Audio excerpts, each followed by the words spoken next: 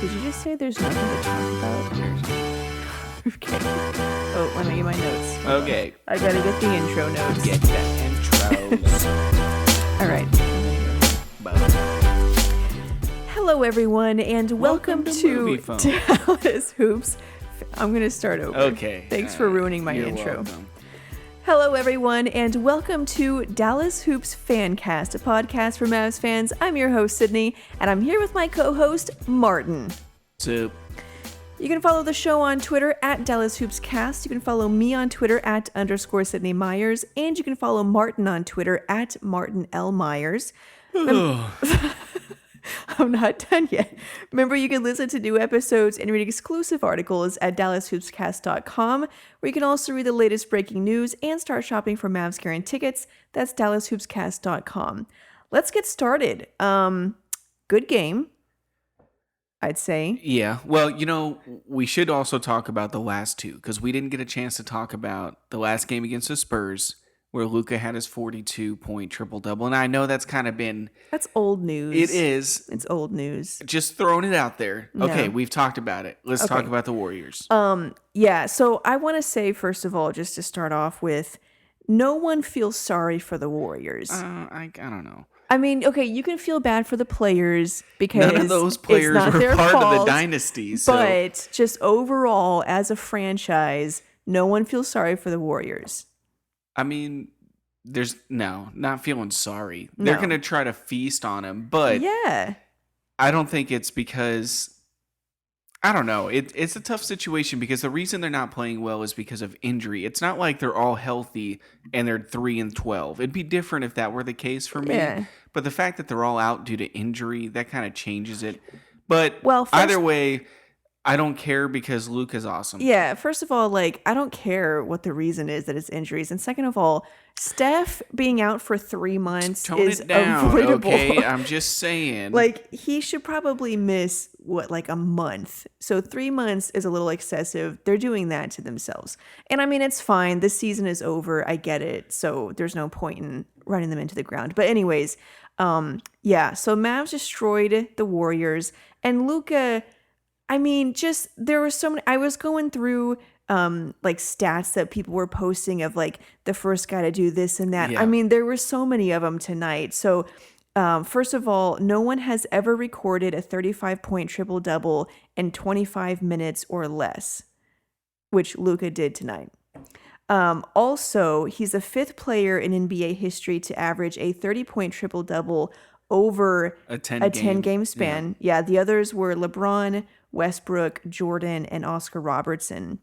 And there were so many other Hall ones. of Famers. Yeah. There was he almost had the record for the most points in a half by a Mavericks player. I'm kind of glad he didn't break that one. He may break it eventually, but let's not break Dirk's records in your second year. The year after he retires. So let's let him have a couple of these records for a couple seasons. Yeah, he's not ready for that yet. No, he's not there yet. But there were even other ones. He was the first guy to outscore, out-rebound, and out-assist a team in a quarter since Allen Iverson. Yeah. And there were so many other ones. There's so many you're like, okay, I'm done. Yeah. And this was just one game. I mean, this was just one game. Well, when we were watching it, I don't think we realized what was happening. Yeah. He could not miss. Yeah. And some of these swishes, it was just splash, And I mean, they were playing good defense, but he's so just in a zone right now. Yeah, right now. I mean, there was a point where I was like, what is wrong with this man? He's feeling it. Yeah, it was insane. So he finished with a triple-double. He had 35 points, 10 rebounds, 11 assists, 3 steals. He finished shooting 11 for 18 overall, which is extremely efficient. 6 for 10. Well, he missed his last 3 shots. Yeah, with those 3-pointers. Yeah. But still finished 6 for 10 on 3-pointers. This is his 7th triple-double of the season. And it's just I mean, in the first quarter, he had 22 points. Going into halftime, he had 33 points. The Warriors as a team had 38 points at half. And we were talking about during the game how the national media right now is going crazy over Luka. From the last game. Yeah. And I think it was Kirk Henderson that tweeted out, for all those that are getting No, annoyed. that was Nick Angstadt. Oh, was it Angstadt? Yeah, Okay. yeah. All those that are getting annoyed by the amount of attention Luka's getting on national TV, just stop watching. Yeah, just tune out now because log off Yeah. and call it a night, and don't listen to anything tomorrow because they're going to be going nuts. Well, and that's what's so crazy about it is like he just had an amazing game, an amazing start to the season. Everyone's going crazy, and then the very next game they have new material to talk about. I thought it would have been awesome if he had another 40-point triple-double. I don't know. I'm sure it's been done before, but I don't know who has done that.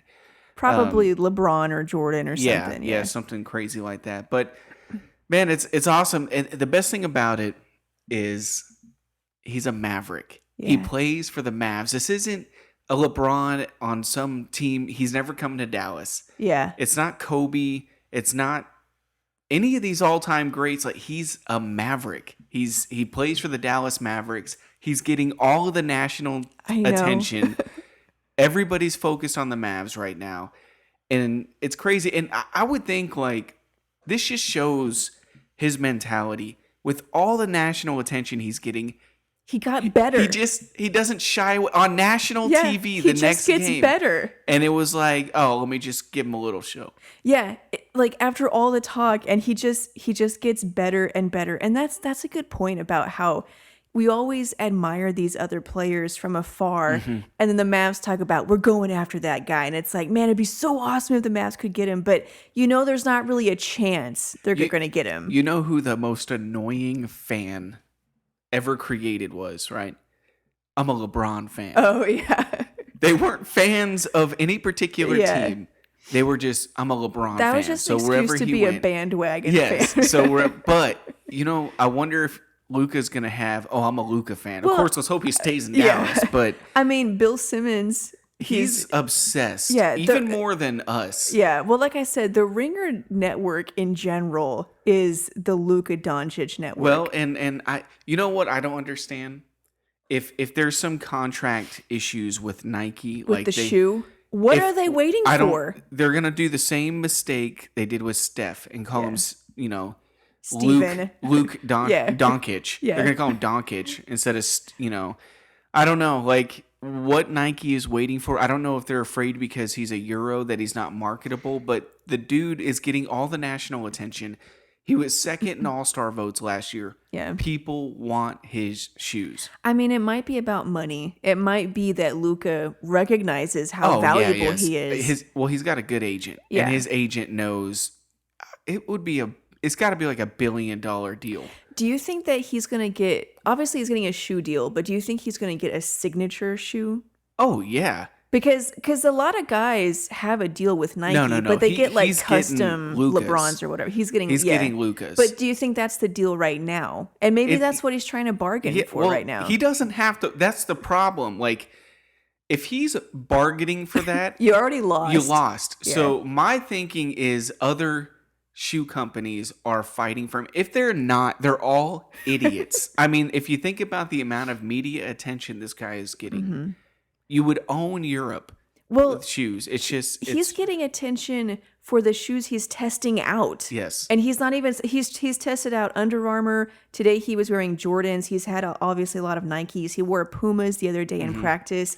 And every time it's tweeted out. Yeah. So it's like, if you don't, and maybe that's what it is, that all these companies are trying to I hope sign that's him. what it is. If not, they're a bunch of idiots because I don't know. What more do you want from a guy? I mean, you signed LeBron when he was in high school. Yeah, true. I mean, Zion that's true. got a deal and he hadn't even played an NBA game yet. Because that's what I was going to say is maybe they're thinking, well, what if he doesn't maintain it? But they've signed plenty of guys who did, like Zion, who hadn't even played an NBA game. So anyways, it's just crazy that as much as people talk about him, which equals pressure, but he just still doesn't care. Yeah, like, he's so confident right now. His confidence right now is sky high. Yeah. And it's awesome to watch. And, I hope one of the biggest problems I have right now is everybody he has like an asterisk next to his name.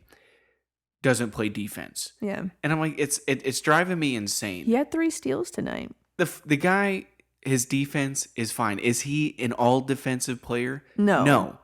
But he is not the worst defender in the league. Yeah. And people always put that with him, but other great players, like with Harden, nobody questions he's a top 5 player in the league. They don't say, oh, but he doesn't play defense. No, Even they though don't even bring it his up. defense is a negative net rating or whatever. He's just terrible.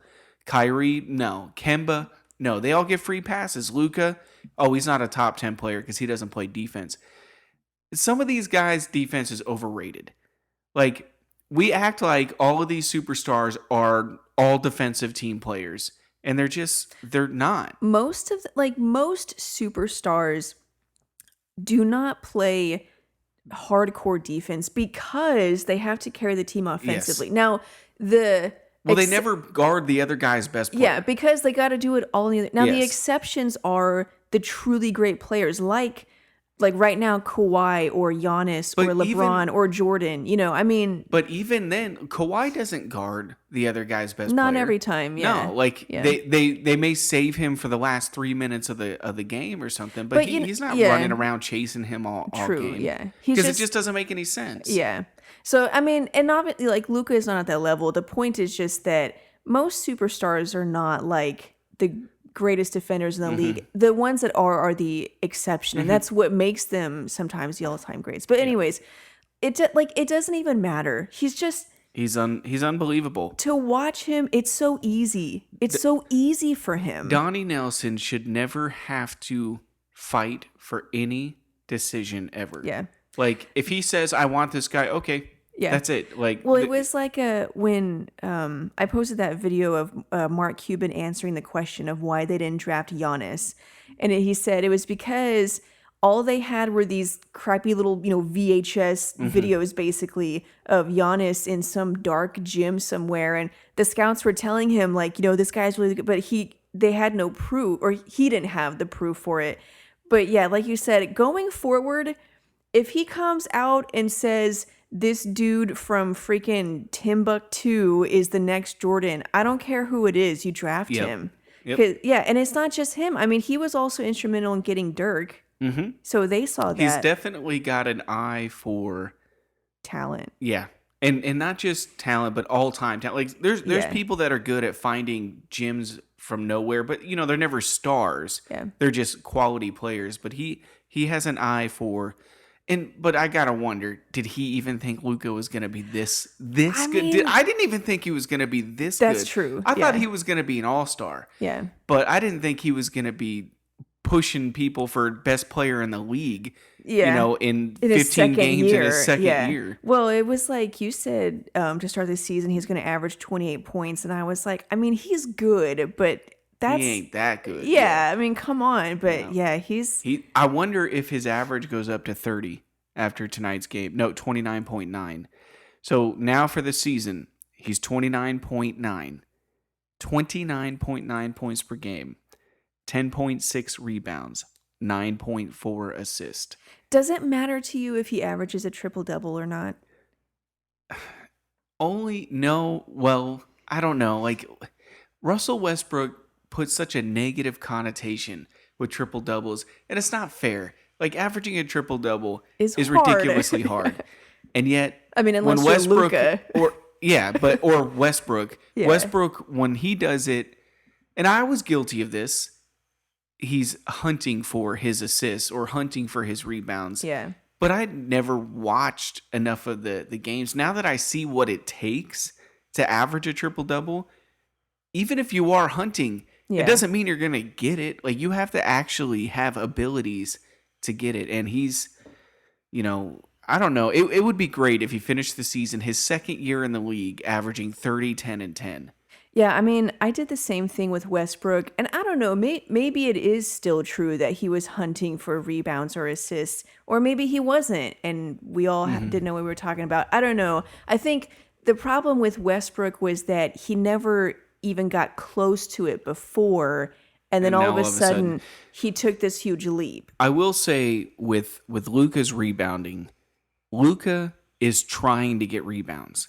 Now, one could make the argument, or is that just being a good player? Right. One could make the argument that he's hunting for rebounds, or one could just say, hey, well, he wants to make sure they get the rebound. Yeah. It's not like he's DeAndre Jordan out there pushing him out of the way to get a rebound. Yeah. You know, a lot of these are just falling right to them. And the difference in the league now is nobody's fighting for offensive rebounds. And it's mainly because teams have realized that if you fight for offensive rebounds, you usually get burned on the fast break. True. Because you got too many guys down in the paint. So nobody really, and everybody's shooting threes or outside or whatever. I think, I think sometimes if he gets close to a triple-double, he does go after the rebounds. Just for those few. Or like tonight, I do wonder, like those last three-pointers, was he trying to get a 40-point triple-double? I don't know if he was trying to get a 40-point triple, because he wasn't even close on the rebounds at that point. I think he was just feeling it. Yeah. And he just see how long he can ride it for. And he didn't make him, so he kind of just stopped at that point, just started passing. Yeah. So like part of me is I want him to average a triple-double because that would be an amazing feat and would definitely put him in the MVP conversation. And just like Stein and Simmons were talking about, if they win 48 games and he averages a triple-double, He's got to be MVP. He's got, Like, how do you justify? From, the only problem is Harden is averaging like 48 free throws or 48 points a game. Well, and 48 free throws. that was a joke. Yeah. Oh, I blew it. Yeah. Anyways, so I mean, there's that. So you kind of feel like just by default. But see, my thing with Harden is that, you talk about hunting for points. I feel like Harden, because he got quote unquote slighted last year, like he should have won MVP, that he just went on a mission to score all of the points possible to win MVP. Look, I think that's all that matters to him. Any of these, if Kawhi, Paul George, Aldridge, Bradley Beal, Luka, any of these guys got 26 shots a game. That's literally what he did. We won't even get into that yet. Yeah. But 26 shots and a game. 20 free throws. It's like, just they would average however close to you 40 want to say like game. he gets his free throws. It's just the shots though. Yeah. That alone, like I've never seen a player average that many shots a game. It's that the other game he had 49 points on 41 shots. Yeah. It was like Kobe's last game, 60 points on 50 shots. That's what Harden's doing every night. Yeah. 41 shots. Yeah. It's ridiculous. So I don't know. What Harden is doing is amazing and they're winning. I just don't like it. I don't like the dribble, step back, pull up, and so it's I was annoying. Thinking about this today because it hit me like, oh crap, what if the Rockets win the championship this year? Which I don't think they will because I don't think they have the team for it. But like as a fan, the NBA cannot let the Rockets and Harden win a championship because if they do, it only validates what he does, the flopping and like the taking so many shots a game. And once that happens, more people are going to be doing it. And, typically like validating a new way of doing things is fine. It's just if it's a good way to play. But to validate that style of play, you cannot let that happen because then people are going to be doing it because they're going to be like, well, that's how you win a ring now. And so that's why I don't want them to win because I don't want the NBA to turn into that. It's like you can keep that isolated in Houston. Everyone knows it's ridiculous. But if they win, it opens the floodgates. I think. I don't think they're going to win just because that style. And even Kobe was like Harden for a couple of years where he got those many shots. Now, they weren't threes, but he was averaging 35 points a game. But he even came out and said, you can't win in the playoffs that way. And Harden hasn't. In fact, he dramatically decreases his productivity in the playoffs because they don't call those fouls, and two, because he just declines. Well, the teams are smarter. True. So they know just stand straight up, stay off of him, or stay behind him. Yeah. Of course, now he has a floater, so I don't know if that's going to work. I mean, he's had a floater this whole time. It's just his floater is good when he's got it going. If he doesn't have it going, then it's not a weapon he can use if he's on fire with it. But that one-on-one style just does not work in the playoffs because you have every night you have the teams that are in the playoffs are at least adequate defensively. Yeah. And at least we'll have one guy. And they have probably a couple of all-stars or all-star caliber players. And they're usually making it to the second round or the conference finals. And the further you get into the playoffs, the better the defenders are. Yeah. And so to try to do that one-on-one, like he's doing in the regular season, against Kawhi or the Spurs defensive scheme, they shut him down a couple of years. Well, not this year, but the year they played him in the playoffs. Well, and not only that, but defensively for the Rockets, you have to be able to stop the other team, and their defense right now is just they've had good defense, defensive teams, but it's just when you stand there and watch James Harden do. You know what? This isn't a James Harden podcast. This is a Luka Doncic anyway, podcast. the point is Luka's awesome, and he's better than James Harden. James Harden sucks. Yep. I think that covers it. Yeah. That's pretty much what we were saying. And, an MVP candidate. I mean, he's already in the conversation, but only as it's always a question. But if the Mavs win 45 to 50 games, he's not winning it, but he's definitely. I would say if he averaged a 30-point triple-double and they won 50 games. I mean, if they won 50 games. How do you not give it to him? Come on. As good as James Harden's shooting, and James Harden's percentages are just atrocious. Yeah. Luka's averaging his field goal percentage 48.6. So the level of efficiency, even with his 3-point shooting is now up to 33.6 after the last two games. Yeah, Harden is shooting overall 42%, 34 on threes, so not terrible. Yeah, he takes 14 threes a game. 14 threes and 25 shots a game. It's ridiculous. And how many free throws? 14 and a half. Yep. Which is a career high. It's unbelievable. Anyways, but yeah, Luka. Yeah. He's not going to get the MVP. No. Unless he starts averaging 35 a game. Yeah. He's not going to get it, not in his second year, unless, something miraculous would have to happen. Yeah. But he better be the two starting guards. Better be an all-star. The two starting guards should Luka. be James Harden and Luka in the West. Well, it should be Team Luka versus probably Team LeBron. Giannis. Or Giannis. Oh, yeah, because it's East and West. Yeah. Yeah. So it should be Team Luka and Team. But, regardless, he is an all-star this year. That we don't have to worry about. Well, last year he was an all-star. He led the league in the West in votes. Yeah. And didn't even make it. Okay. The crowd started chanting, "We want JJ." Yeah. And he played a trick on them. Yeah. I thought that was kind of funny. But at the same time, you can't put JJ in at that point because that's Carlisle almost wasn't going to. Yeah, he just asked because they're asking for you. I miss JJ. I know that. I still believe he should be playing, but Brunson has really turned it around. At least the past few games. It's not that I don't. And his minutes have declined. It's not that I don't think Brunson's not any good.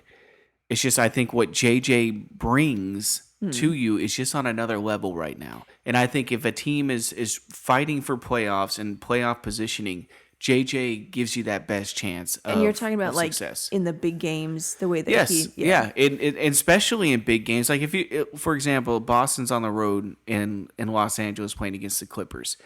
If that were Dallas against the Clippers, this is a game JJ would help carry that load that Porzingis and Luka have to carry offensively. Even if he doesn't score more than 10 points, he'll usually have 8 assists. In the leadership role too. Yeah.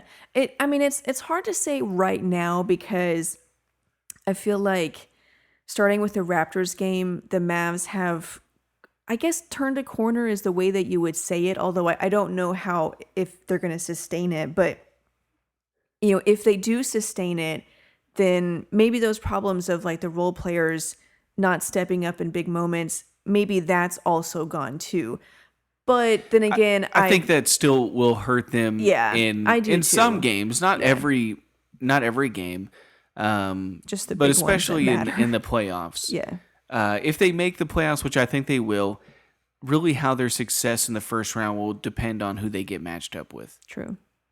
And what seed they are. And if they have home court advantage. I mean, at this point... I mean, they're fifth. They're tied for fourth right now. Now, the Clippers are playing now, so... It's early in the season, but I mean, It's almost 20 games in, so True. we're not. I mean, the season is still young, but 20 games in, you are who you are. Yeah. Like, generally, things stay the same. And, like, I think playoffs are a lock at this point. No, you don't think so? Well, yeah, because the Spurs. If they maintain this. And that's the thing is, this year they've been kind of inconsistent. So, like, right now, the way they're playing, yes, the playoffs are a lock. But, Well, and honestly, because the Spurs have fallen off, the Blazers have disappeared. The Suns are starting to come back to earth. the Warriors are out. The Warriors are gone. The Pelicans are gone. The Timberwolves are also coming They're back. a little iffy, but they're still Well, they good. started off hot just like the Suns, and they're starting to fade away. Yeah, tonight they struggled to score. And so I think the Mavericks will be in the playoffs. I just don't know what seeding they will have. Yeah. So, yeah, I mean, I think playoffs are a lock, but you don't know which seed. And obviously, like I said, they have to maintain this. I do want to talk about Porzingis just for a minute. Oh, yes, we should. Obviously, Porzingis gets zero attention right now. He had what was his fourth straight double-double. Double-double. That's a career high for him. He finished I'm sorry. No, go ahead. I was just going to say his line. He finished with 14 points, 10 rebounds, and 2 blocks. In 24 minutes. Yeah. So he didn't play like Luka. He didn't play the end of the third or the entire fourth. It wasn't so much the stats. It was some of his activity on the defensive end and rebounding.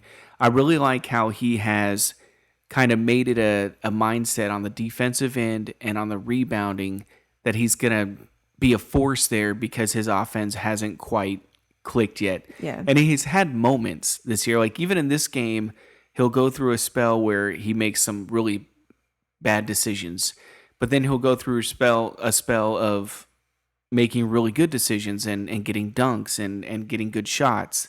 So his offense is kind of hit or miss, but I just like the fact that he is taking the responsibility of the rebounding and defensively. And we saw it also against the Spurs in the last game. There was a play where I think it was some random Spur player, I don't know, that Luka was guarding. Yeah. And Luka didn't close out all the way. And he made the jumper. And Porzingis got in Luka's face and said, clapped his hands and said, come on, let's go. I really like the fact that he held him accountable on the defensive end because the Mavs are trying to build a defensive identity and no one really can stand on anything and say, hey, Luka, guard somebody. There's not a lot of players that can hold and Porzingis, Luka I think, accountable. and I think Porzingis is one of those guys. I think probably I'd say Porzingis and JJ. But JJ's not out there, no. so. No.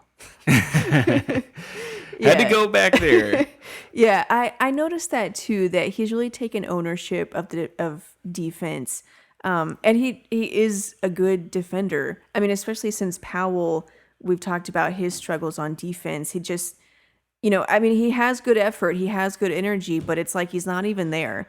And I mean, we can talk about Powell's struggling this year. Yeah, and he's still starting. It's like, and I thought Maxey did so well as a starter, and it makes so much sense because he's a better rebounder, he's a better shooter, he can he's just better than Powell, and yet Powell keeps starting. So there must be something there with the scheme or logistically, I don't know, but Powell keeps starting, and his defense. I was going to say, it's not even the offensive end where he's just kind of a no-show, but it's defensively. Teams have taken away the lob. Yeah. And defensively, he just provides zero resistance. Even when he plays good defense. Yeah. It's like, because he's a little undersized for his position, his arms aren't very long. I guess. The guy can turn around and it sucks because it seems like it goes in every time, even though he plays good defense. But the fact is, it goes in every time when he's playing defense.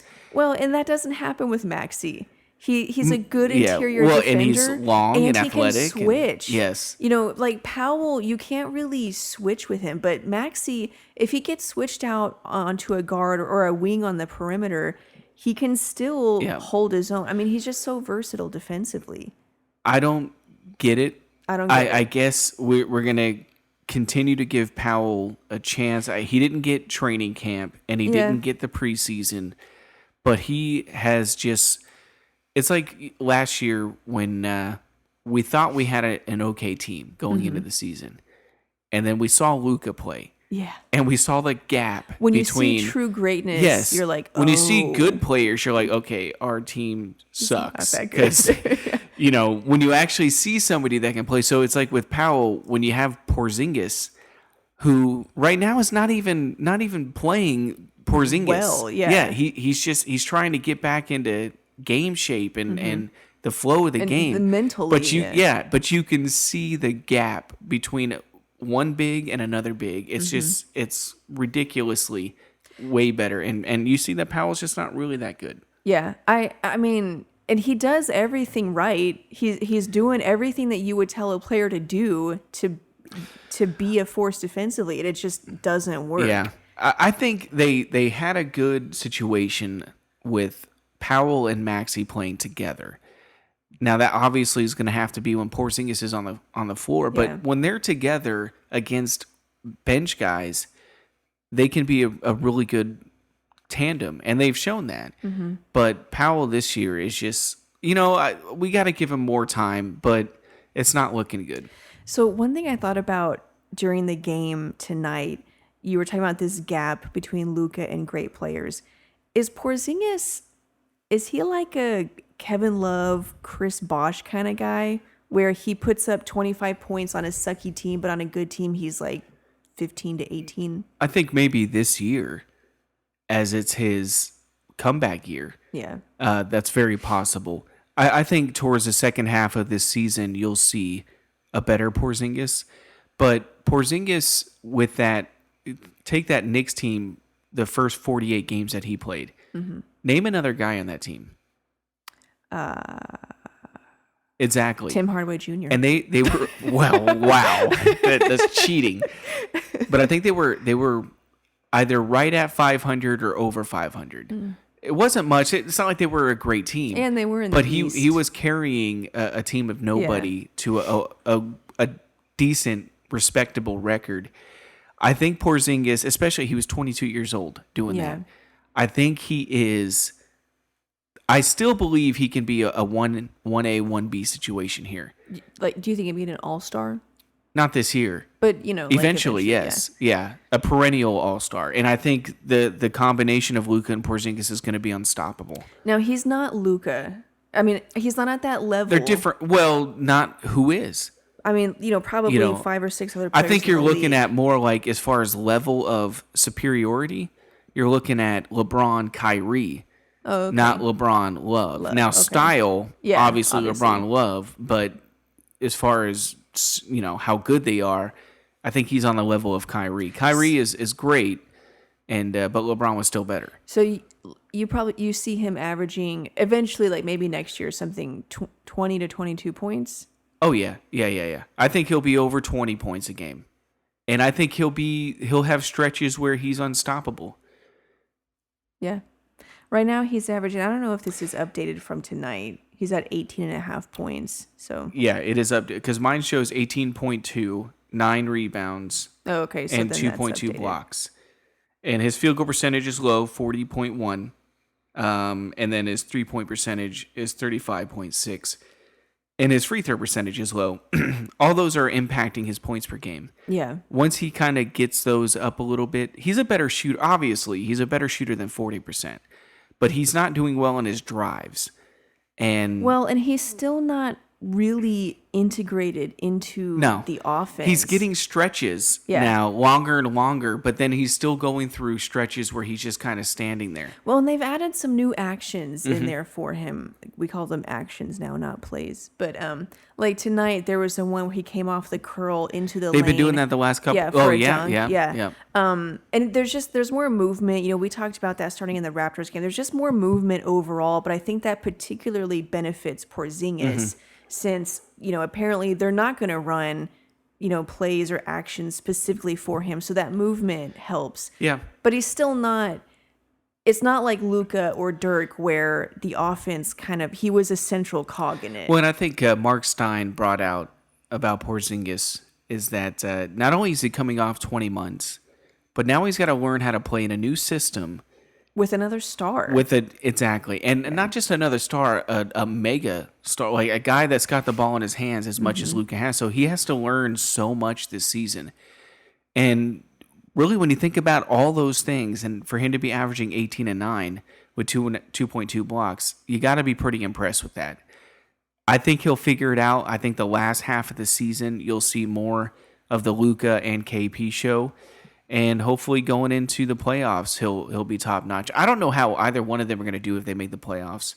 Just because, I mean, Porzingis has never been there. But they both have played high-level basketball in Europe. I feel like Luka would average a triple-double in the playoffs. He gets better in big games. And Porzingis, like I've said before, the Mavs, it's in their best interest long-term to get him really integrated into the offense because he is a star and he's a big-time player. You need that in order to go far. Like, it's nice to have a balanced offense and everybody takes 10 shots, but to win in the playoffs, you have to have that, but you also have to have those stars that can get you to the level of the playoffs and competing, but to take you over the top, you have to have those stars. I mean, obviously Luka is amazing and he could probably win a series or two for you, but long term, we've seen so many teams in the NBA that had a bunch of really good guys. The Nuggets recently. Yeah, a couple years ago, George Karl. They're just a team of really quality guys, and they're well coached. They win 50 games,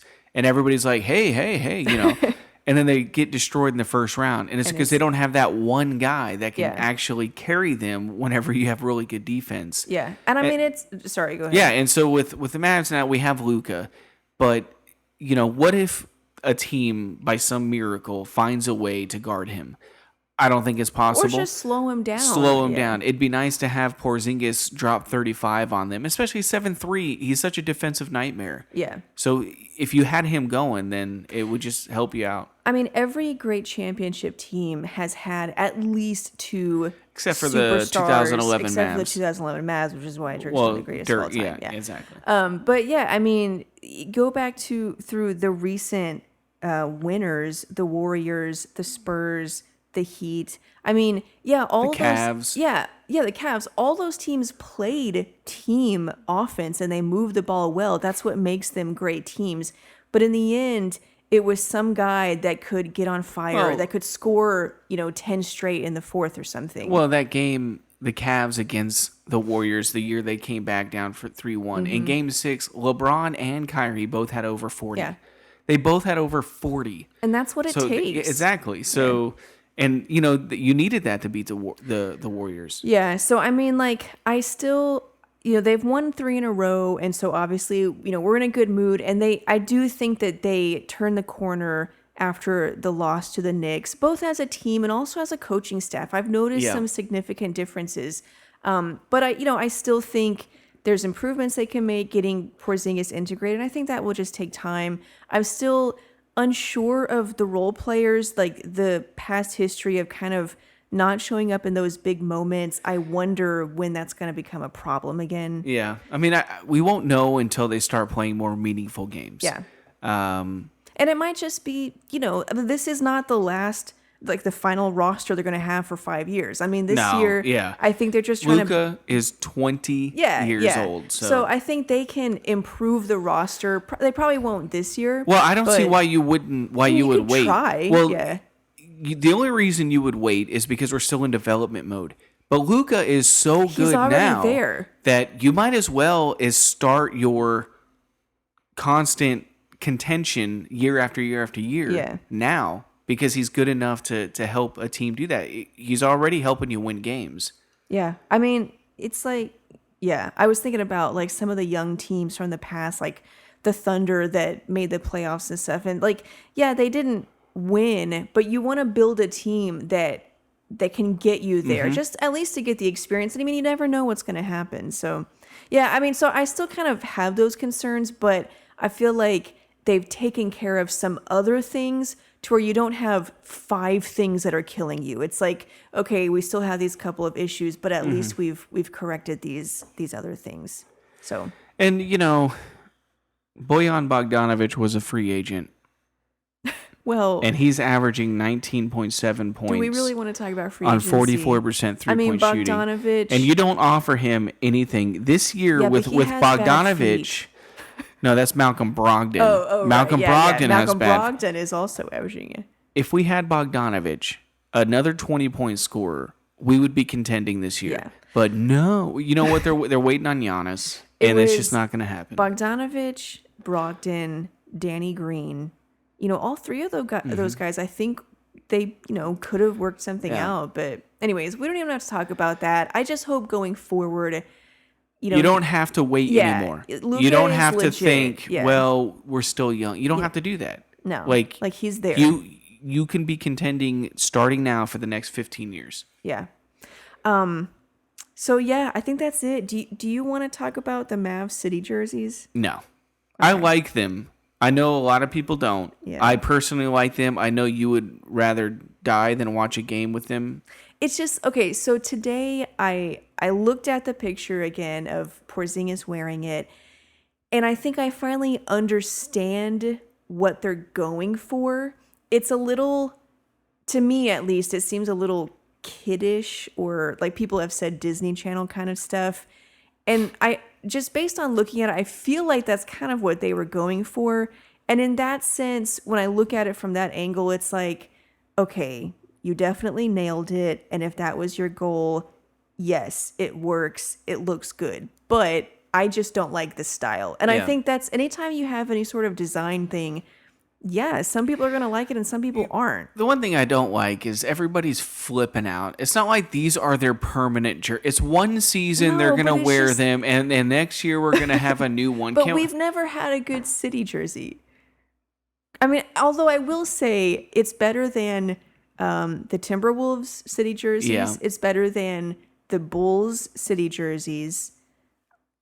I mean, and the Bucks. We don't even have to talk about that. It's but, just, it's... I like them, but I also don't understand, like, I feel like people are going to start rioting in the streets because of these jerseys. Well, like, it's one season, and next year we're going to get a new one. Like, just chill. I think what made it worse was the Mavs just as a whole being awful. Like, just that whole stretch, losing to the Knicks twice. Well, It was during... And the jerseys, It was during that whole time, and we were like, enough is enough. Like, at least give us a good City jersey. And I still don't like it, but I'm just like, whatever. I mean... No, I it get is that. what it's it just, is. The one thing with Twitter, now that I am a Twitterite... You're a Twitterer. It's just everybody has to... Their opinion is so important that they gotta tweet it. Well, and everybody's gotta see it. And then the 22,000 people around the world who feel the same way. Stop yelling into the microphone? Our listeners are gonna like. I don't like the Twitters. Okay, but you basically just described the essence of Twitter. Like, everybody has a voice, and I don't like it. So share, but that's what it's. Because the voice is always negative. Well, do your part to change it. I've tried. Today I said I like these jerseys. I know I'm in the minority. You know how many hearts I got? 1. So there's one other person that was like, I like them too. Everybody else is like, this is crap. I'm going to burn them. But seriously, I'm no longer a Mavs fan. I'm a Luka fan. Am I still yelling into the mic? Yes, you are. I don't care. It's late. I'll just turn yours down. Yeah. Any other thoughts on the game? No? Okay, cool. That's our thoughts. Those are our thoughts. Let us know what you guys think of the game, what you think of Luka. You can send us a message on Twitter. And I think that's it. Thank you guys so much for watching. Wherever you're listening to this, if you're listening on Apple, leave a review or a rating if you like the show. Follow us on Twitter. Thanks, guys, for listening. And we'll see you guys. That 14 times. I say Thanks, guys, it for listening. 14 times because it really does mean a lot to me that people listen. Okay, we'll see you guys in the next episode. Thanks for listening. Bye.